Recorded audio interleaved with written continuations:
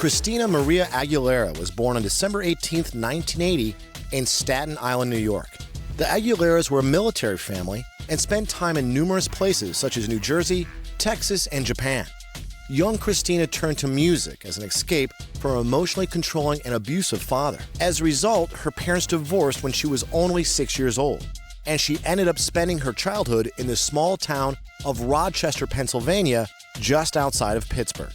Music has always been my outlet and my way of escape. I mean, at an early age, I think I was born into, I think soul and blues is derived from pain, basically. And as soon as, I was born, I was brought into a household of a lot of abuse that went on and whatnot. So I think around 6 or 7 years old, whenever my mom finally, left my father and got out of, the domestic violence situation that, happened to be in my environment growing up, I was able to really gravitate towards, these amazing blues artists and jazz musicians. There's something that really spoke to me at a really, really young age. Christina grew up in a tough blue-collar neighborhood where hard work in the plants and factories were more respected than artistic endeavors.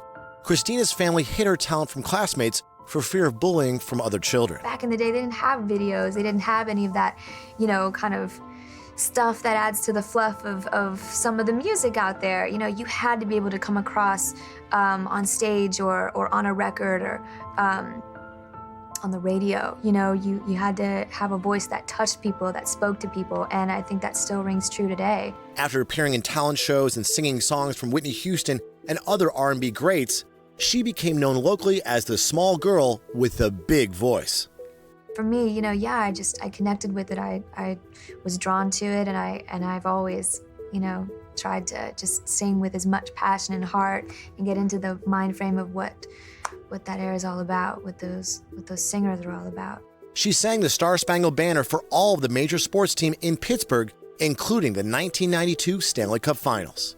Even at age 13 years old, when she was one of the youngest cast members on the Mickey Mouse Club, Christina Aguilera was even then called the Diva of the group. She was the little girl with the big voice, and she is still the little girl with the big voice even now. Jealousy, not riches, would follow Christina after the national television appearances. I don't think there was ever a realization point like, oh, I can sing or anything like that. It's something that just needed to come out of me. Music has always been my outlet and my way of escape. Looking to continue to move upward, Christina auditioned for a position on the Mickey Mouse Club, but she was too young and didn't meet the age requirements. Back in 1991, when Christina Aguilera was only 10 years old, she actually auditioned for the Mickey Mouse Club, and the only reason they didn't put her on was because she was actually too young. I mean, even back then, she had a crazy voice. She was on Star Search and got to second place that same year. But she was not even quite 11 years old, so she had to wait a couple years. 2 years later, she would make the Mickey Mouse Club, where she would befriend future stars in the making, Ryan Gosling, Britney Spears, and Justin Timberlake. The show was canceled in 1994, and Christina headed back home.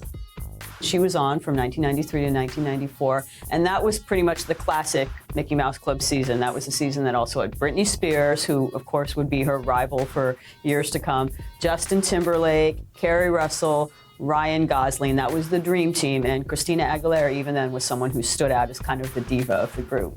Christina was still really young, but she still had this huge voice, and she was known as the little girl with the big voice. And I believe she was also called the Diva by her fellow castmates because she had such a grand voice and a big presence. In 1998, Christina sent a demo of her cover of Whitney Houston's song Run to You to movie producers who were looking for a singer to perform the song Reflections for the animated feature Mulan.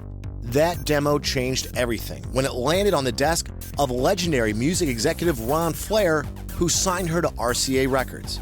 The song fell into Billboard's Top 20 and was nominated for a Golden Globe Award for Best Original Song. For a lot of people, the first time they really heard Christina Aguilera as a solo artist is when she did Reflection, the ballad from Mulan, which was a Disney movie, so she wasn't necessarily separating herself from Disney, but she was showing that she was a big solo star, a little kind of baby Whitney, Mariah type. I've always wanted to put my own interpretation on a soul record.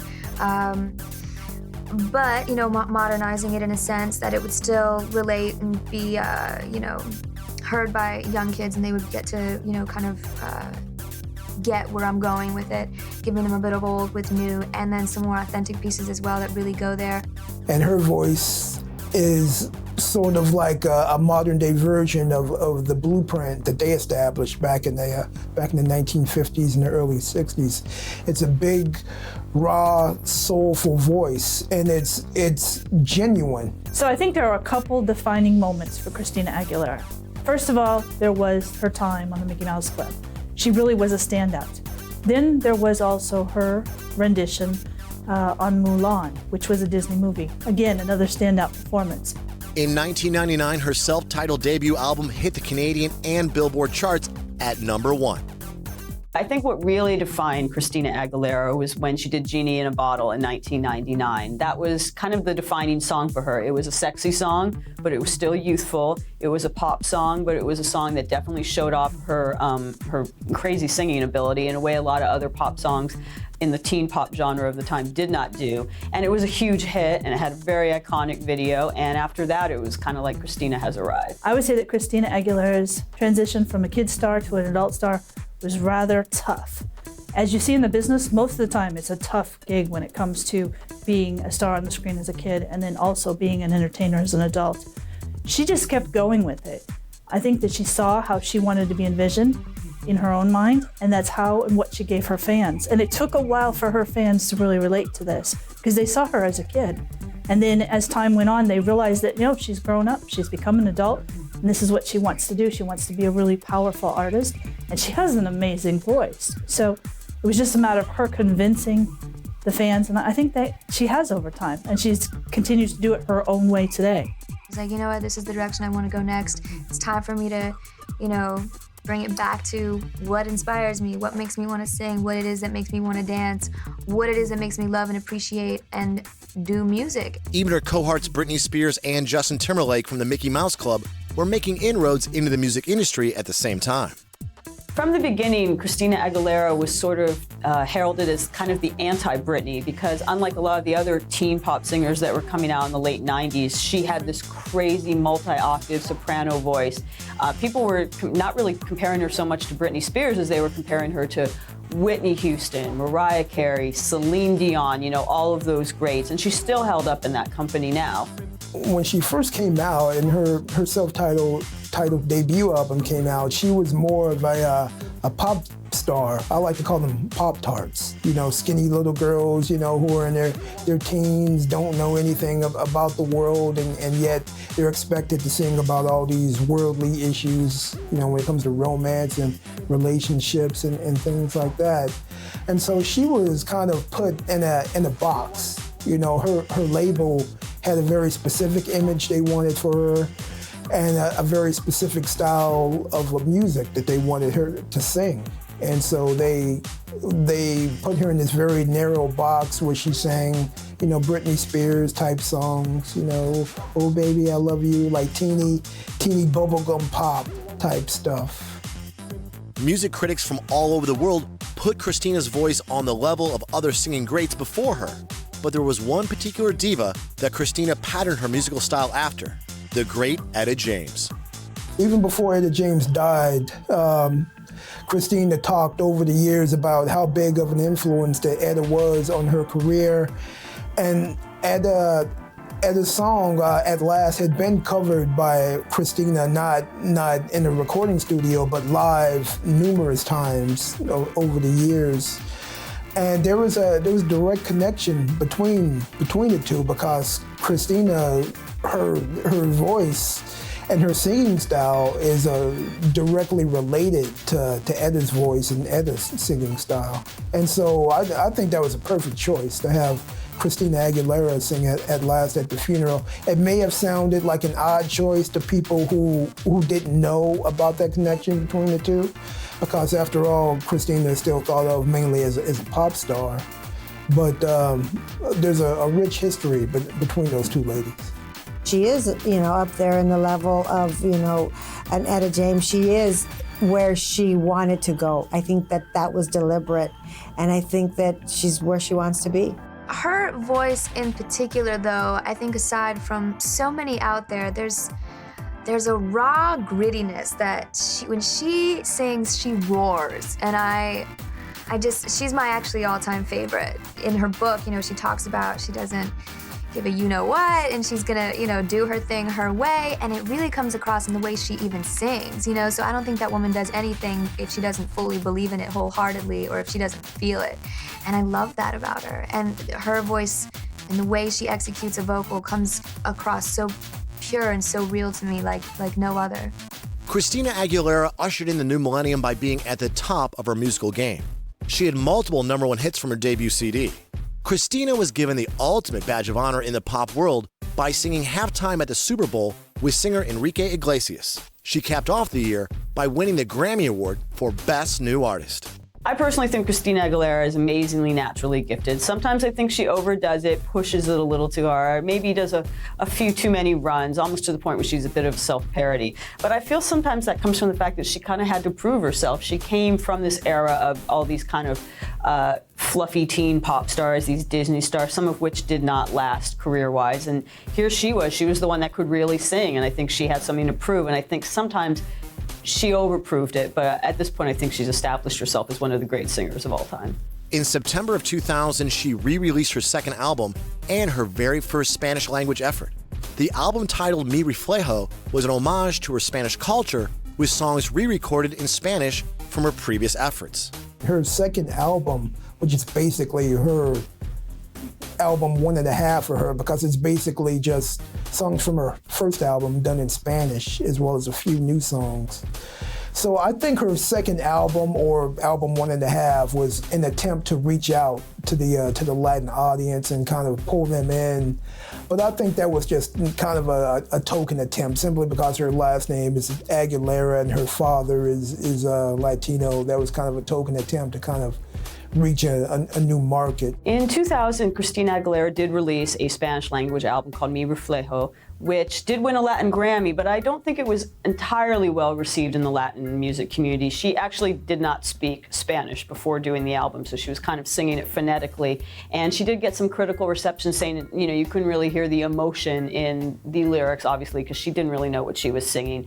That being said, though, she did do a duet once with Ricky Martin. She has made inroads in that world, but I don't think she's really considered a Latin artist, despite that she does have some Latina heritage, because she never really went back to that after that one album. It was kind of, in the early 2000s, it was the time when Latin music was supposedly all the rage. Ricky Martin was like the hugest artist on the planet, so I feel some people saw that she was sort of just jumping on a bandwagon. She wanted to do that album before she even had her debut album. Her father is Latino, so we were just excited that there was someone else. And the reason for that is because young kids have someone to look up to, and if they feel like they want to be a singer or they see someone successful, it helps them to say, oh, I can do that too, because Christina's Latina and she's there. The album topped the Latin charts for 19 weeks and sold more than 3 million units worldwide. She won several awards, so she did great. And some people accused her of trying to take advantage of the Latino name and the audience, but I don't see that at all. I mean, she was trying to appeal to an audience that is avid music lovers. So she did her Latin American tours and sold out. She was she's great, not just for Latinos, for anyone.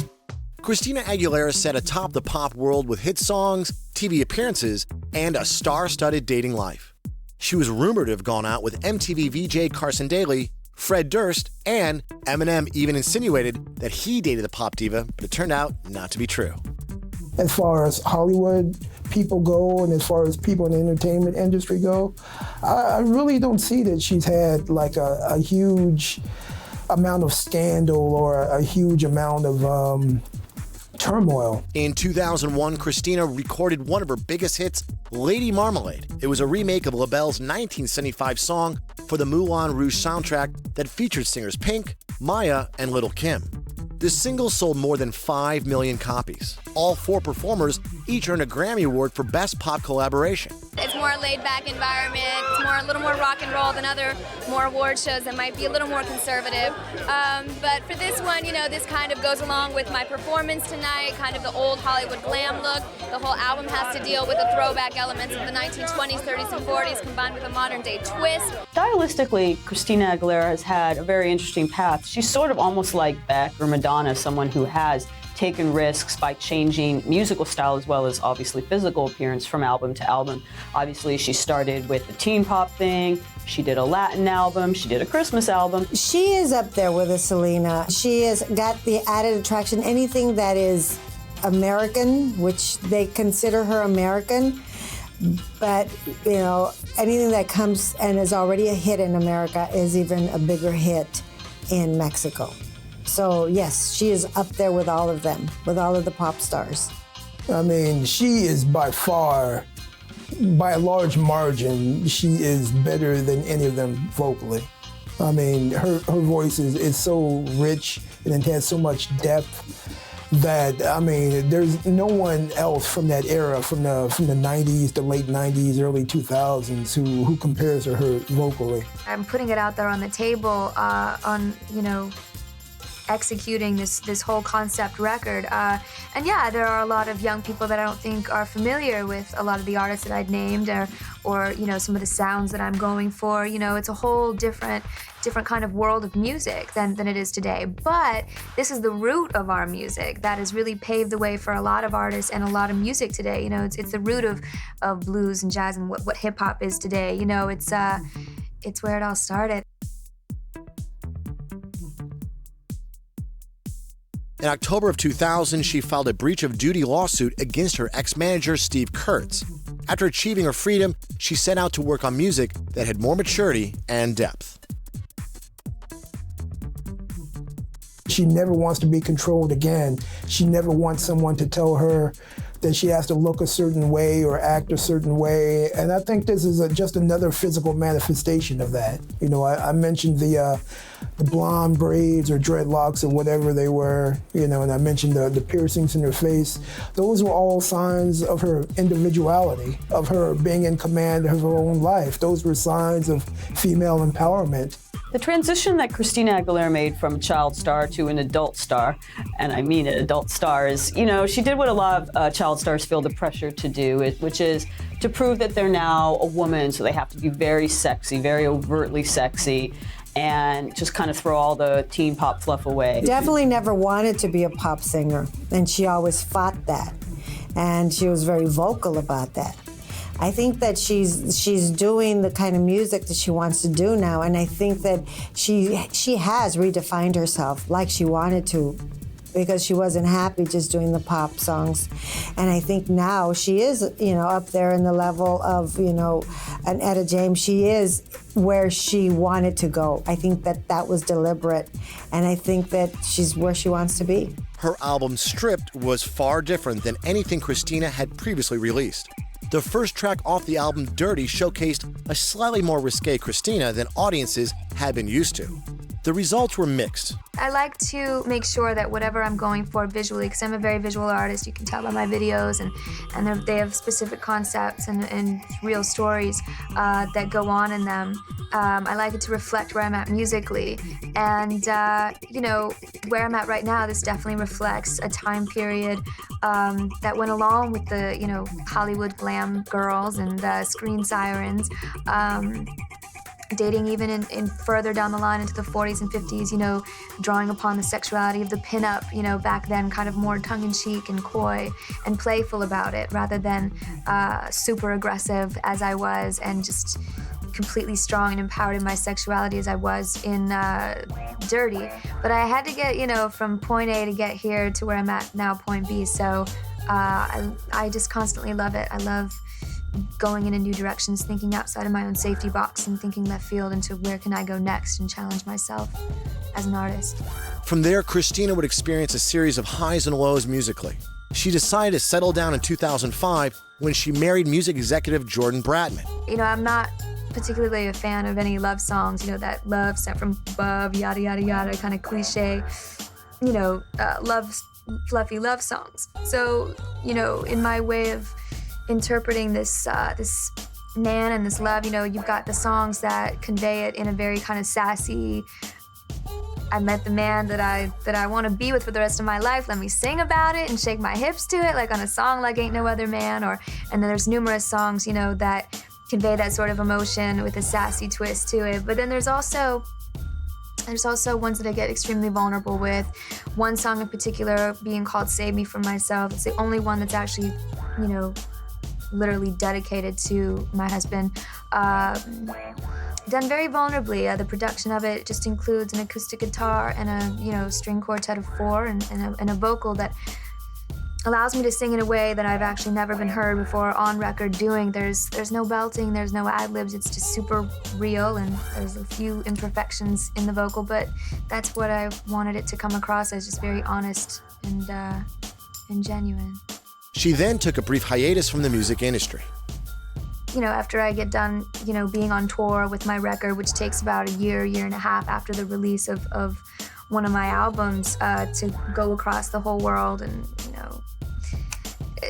put on my concerts and my shows. It's quite exhausting, but I have such, I like to take a moment and reflect upon, the diaries and the journal entries that I've written, a lot of alone time when you're traveling like that on the road. And I definitely like to reflect upon the woman that I've grown into since my last record, because it is. I'm like a sponge. I absorb things very quickly. And being in this business, you get a lot thrown at you very quickly, and you either let it crush you or you learn from it and you go with it. By 2007, Christina's Back to Basic album had sold more than 4 million units worldwide. What I wanted to do with Back to Basics was I wanted to take it back to a time of music that completely has always inspired me.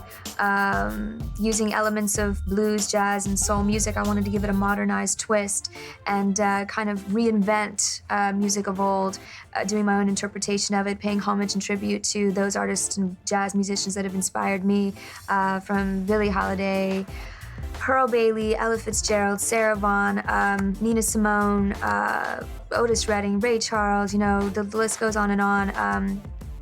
Etta James, people that I love and adore and have always admired since I was 6 or 7 years old when I was first introduced to that music. She kind of had to prove herself. She came from this era of all these kind of fluffy teen pop stars, these Disney stars, some of which did not last career-wise. And here she was the one that could really sing, and I think she had something to prove. And I think sometimes she overproved it, but at this point I think she's established herself as one of the great singers of all time.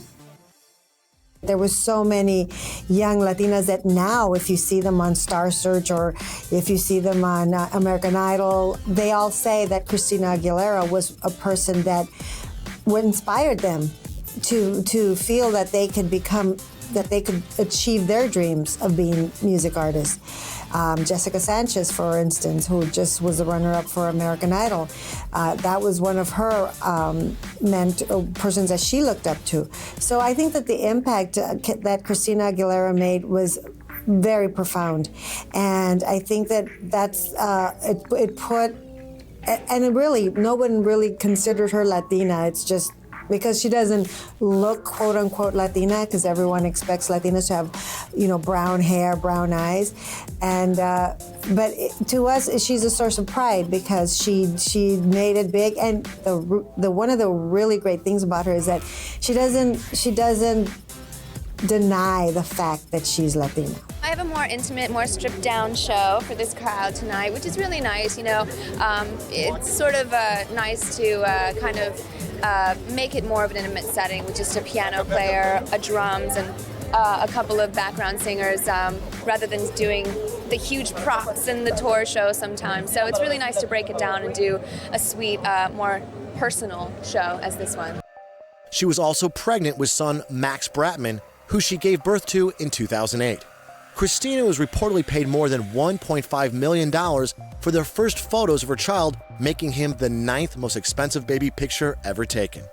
It really hit me that it would have been a really nice thing to have that person next to you that always acted kind of as your protector in life, to pass me on to the next man that's supposed to take over sort of in that role, being that I've always felt that I was my own protector, but looking down the aisle at the man that I love more than anything in the whole world, sort of breaking that cycle, knowing that he will be, there for the children that we have in the future, and in knowing that I found finally the right man. Despite having a family now and a hectic schedule, Christina kept busy making an appearance in the Martin Scorsese documentary on the Rolling Stones and appearing as a guest judge on Project Runway. But times were changing in the music industry. Pop music was playing second fiddle to hardcore hip-hop. She followed the trend, making songs with T.I., P. Diddy, and Nelly with varying degrees of success. Well, I've always been a fan of hip-hop, actually, and DJ Premier, listening to some of his stuff with, oh God, he's so classic in his genre. He gets so much respect for what he does. Huge fan of him and what he did with Gang Starr, and that's actually what really made me think that he could go there with me on this record because of, he did something called a jazz thing. It was an interlude or intro where it was like an audible collage of different pieces of like everyone from Bird to Billie Holiday to Coltrane and whatnot, and he kind of made a collage sound like that. And I was like, wow, if he can do all that and he can totally get his head wrapped around what I'm trying to go for here. Ex-Girl to the Next Girl, a specific song that has got da-da-da-da-da-da-da. I love that song. So I was like, oh, that would have been a perfect track for me to write melodies to and whatnot. Also what he did with Biggie Smalls, Kicking the Door, with that Screamin' Jay Hawkins sample that I recognized, that he chopped up those staccato horns from that track, I Put a Spell on You, recognized it from being that, and I was like, wow, he really tries to reinvent things. It's not so obvious to the listener, where it comes from or where he takes it from, which I love. There's a song called Back in the Day that he really sifted through all his old vinyls, and nobody can cut up a record like him. So I love what he does. I love his work. By 2010, Christina Aguilera was back on the music scene. She wanted to make a splash with her new release Bionic by incorporating some of the likes of Nicki Minaj, Polo de Don, Tricky Stewart, Esther Dean, and other heavyweights to thrust herself back to the forefront of everyone's music conscious. I felt she was taking some interesting risks working with people like Sia, Nicki Minaj, Kathleen Hanna from Bikini Kill, Peaches. But interestingly, the landscape had changed so much between 2006 and 2010, and a lot of people thought she was kind of trying to be Lady Gaga, really, and or trying to catch up with these kind of more, out there crazy artists like Gaga or Katy Perry or whatever. And a lot of people would maybe say that Gaga copied her a bit, but the point is it wasn't very critically well received. People didn't see it as her taking risks. People saw it as maybe for the first time she was jumping on a bandwagon or jumping on someone's coattails. Sales of Bionic were underwhelming, selling less than 500,000 copies in the United States. Critics universally slammed the album, calling it noisy and robotic. The fifth album, Bionic, debuted really high, but then it really dropped fast on the charts. Now, I believe part of the reason why is because she kind of started layering her sound with a lot of studio tricks. She used auto-tune a lot on the Bionic album, and there was kind of a thematic album where she was supposed to be some kind of sexy android, which sounds completely ridiculous, and it is. She does this whole thematic, android pop, and it doesn't work with her voice because her voice is very warm and it's very soulful. Compiling the greatest hits was quite a feat within itself, just going back down memory lane, but I had so much fun with it. It was really great to also recreate a lot of the old hits that I did.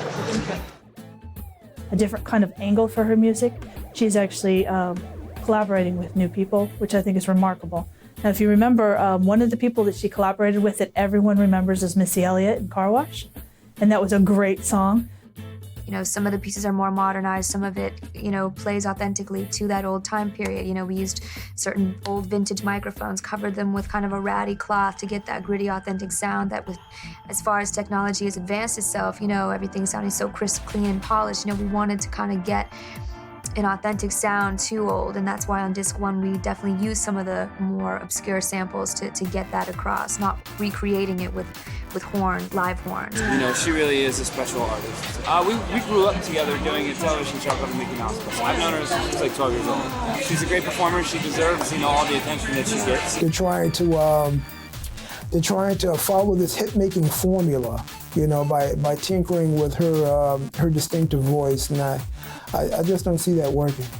2010 was a A difficult year of ups and downs, mostly downs for Christina Aguilera. Bionic, her album, didn't sell very well and it wasn't very critically well received. She was turning 30, she was getting divorced, so her personal life was in a bit of flux. Turning 30 is a big milestone. Despite the accolades bestowed on her, she still experienced ups and downs in her personal life and career. She battled weight gain, gone through a bitter divorce, and was arrested for a DUI. A lot of people who've gone through a lot worse at older ages. The marriage didn't work out, but I don't really hear her bashing her ex a lot, and I don't hear her ex bashing her a lot. I think, relatively speaking, as far as Hollywood people go and as far as people in the entertainment industry go, I really don't see that she's had like a huge amount of scandal. In November 2010, Christina starred in the musical Burlesque with Cher.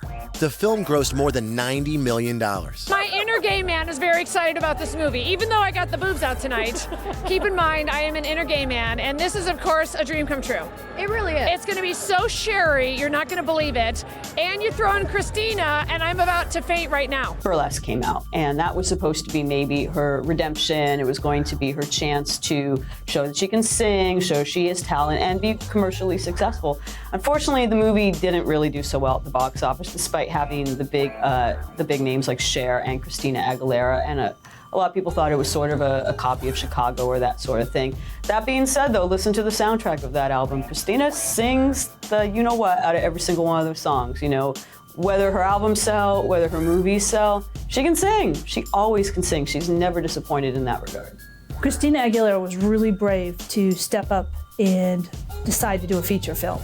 Here she was, she had done television, she had music, but her next step was to do a feature film. She got a lot of criticism for doing a feature film, but she did it anyway, and I think that bridge to go to the next level is extraordinary. And her fans know what a big compliment it is that she wanted to try to do something that was beyond her reach, and she did it really well. I mean, she practiced up and she took the entertainment business by storm. She's not a natural actor, and that, it was obvious that she wasn't a natural actor and that she was kind of stiff, like I shouldn't say all, but many new actors who crossed over to acting from another genre, be it music or sports or whatever. She was just kind of stiff, and that she wasn't really believable, and that she didn't really fully invest in her character. I love the fact that she did that. It's all along the same lines as what the Dreamgirls did for Jennifer Hudson. I think that there was a perfect movie for her. That she was cast wonderfully, and her voice is always just a gem. First, I thought I'd get my feet wet, do like a small independent movie where I could just have fun and get into a meaty character, but smaller, not carrying the weight of an entire film on my shoulders. But that didn't happen. It didn't turn out like that. Christina was given one of Hollywood's top honors, a star on the Hollywood Walk of Fame, next to greats Greta Garbo and Julie Andrews. I could go on, but you've heard enough. Let's bring to the stage our honoree, Christina Aguilera.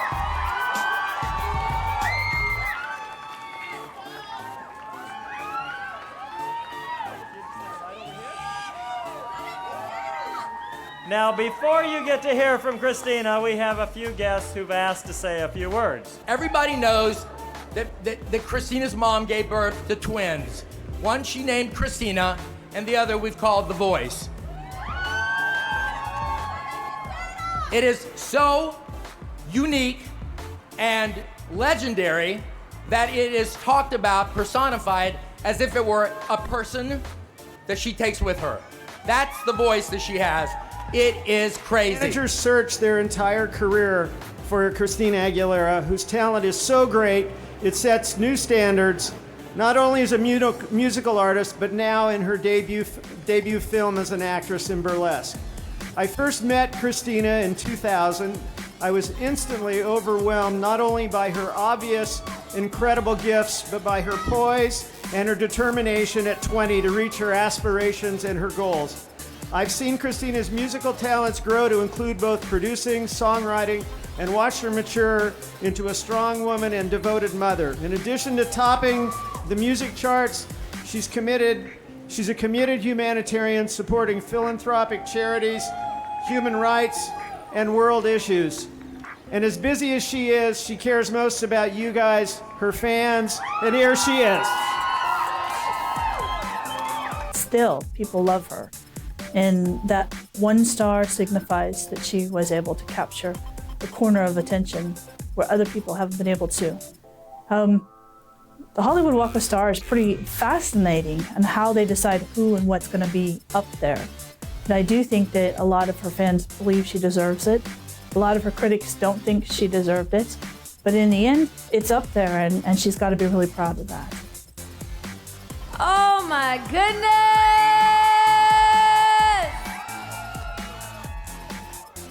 Can I tell you how amazing it is to look around and see all of your fabulous faces here today?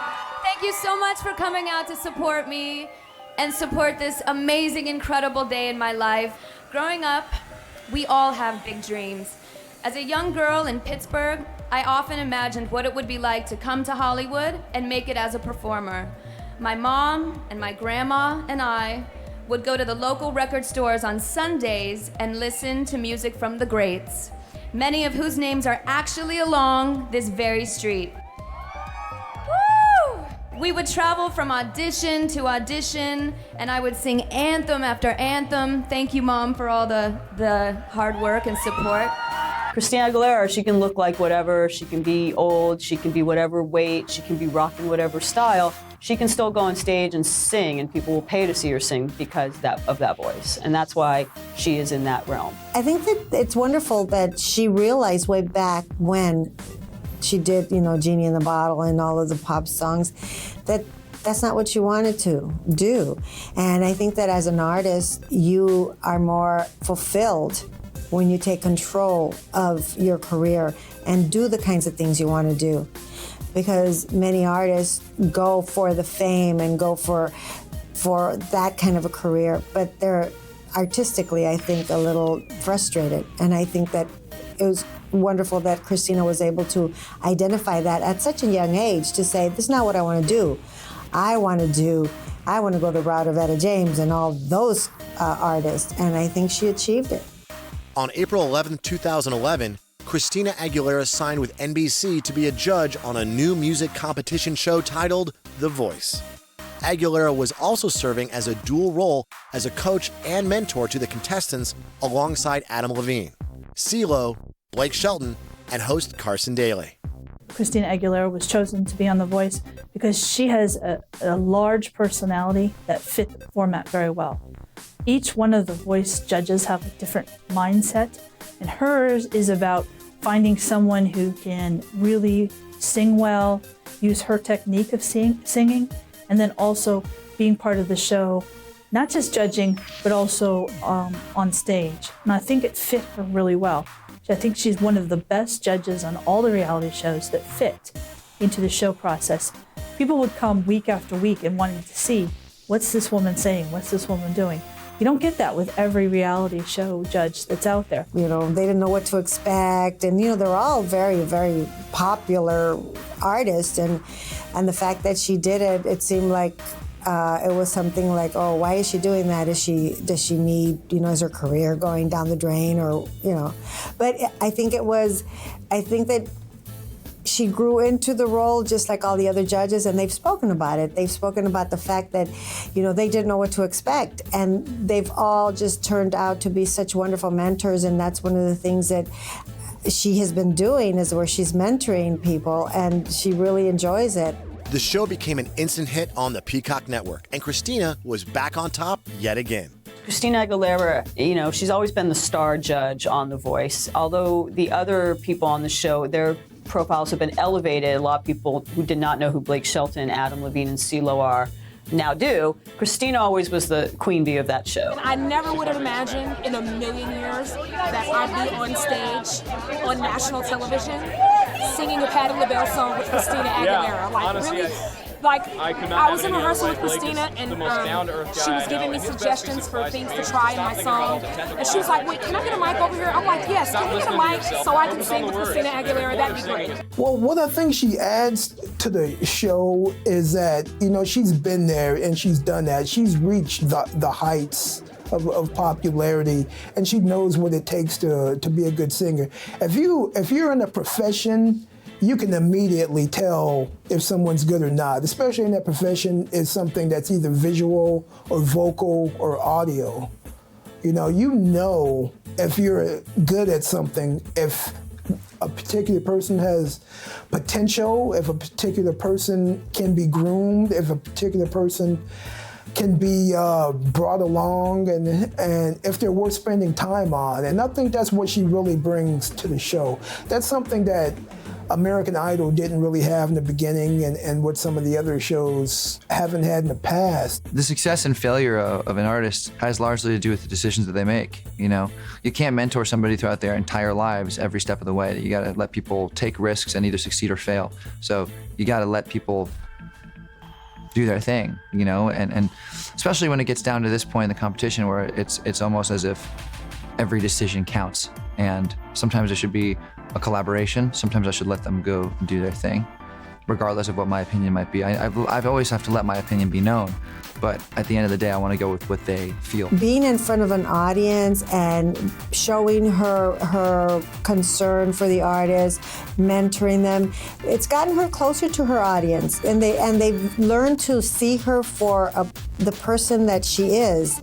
And before that, she really is a very private person, and now audiences get to see her on a weekly basis, and they bond, and they're like, that's our friend now. And so she got very familiar with her audience, and it really is a big boost for her career. A lot of elements that went into that. It was fun, it was crazy, it was on fire. Everybody brought their A game, and I was so proud of my team. The girls! When she's on The Voice today, you see one noticeable difference, which is she has more confidence and she's more charismatic. I think that this really plays well to the fans, and it also gives the fans a reason to support her because they've seen how far she's grown in front of the camera. And believe it or not, a lot of people wouldn't put themselves in that level where they grow up in front of the camera, but she has, and she's done remarkably well. Christina Aguilera, the small-town girl with a big-time voice, a petite blue-eyed soul soprano, is considered by many as one of the greatest singers of all time. Her resume is stockpiled with Grammy Awards, boasting multiple platinum sales all over the world. The fact that I